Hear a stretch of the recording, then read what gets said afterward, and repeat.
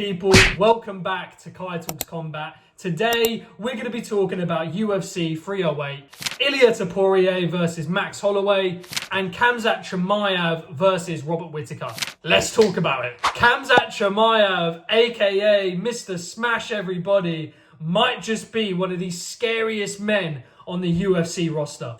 After a year of inactivity, he returned to the octagon for UFC 308 in Saudi Arabia and submitted Robert Whittaker in the first round of their contest. The way he was just pacing around and smiling like a serial killer before the fight was just absolutely terrifying. Imagine being his opponent, looking at him across the octagon and just seeing this absolute killer just smile manically at you. Absolutely terrifying stuff. He shot for the takedown in the first 13 seconds of the fight, flying like a fucking condor across the octagon and just grabs a hold of Whittaker. Whittaker, of course, tried to shake him off, but the strength of this man is just insane. It was like the harder he fought against it, the tighter the hold Khamzat got on him. Unable to get the choke on the neck, he wraps his forearms around Whittaker's face, and Whittaker taps immediately, with Khamzat having shattered his teeth and gums inwards into his mouth, and seeming to have crumbled his jaw inwards with the pressure. The power and the strength that this man has is just phenomenal.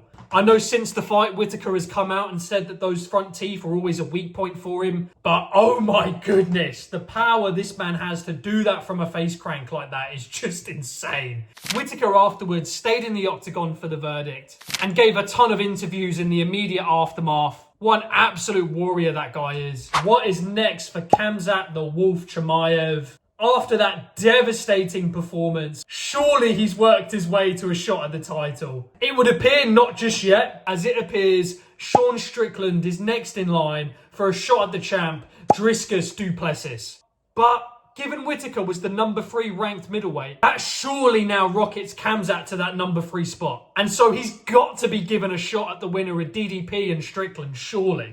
If Khamzat does have a fight in the interim to keep active whilst he's waiting for that fight to take place, then maybe he cements that number 3 spot with a fight against Nassourdine Imavov. And if he was to win that fight, a win against the number 4 contender just makes his claim to a title shot undeniable. Let's move to that main event. Ilia Topuria proved yet again he is simply that guy, man. KOing Max Holloway in the 3rd round of their bout. He hit Max with a right hand that visibly rocked him. And then, sensing he was hurt, he goes after him, landing an absolute peach of a left hook, dropping Holloway to the canvas, and then grounding and pounding him to a stoppage victory, becoming the first man to knock Max out. Absolute scenes, lads. Absolute scenes. Further cementing himself as the true featherweight champion. First Volk, and now Holloway.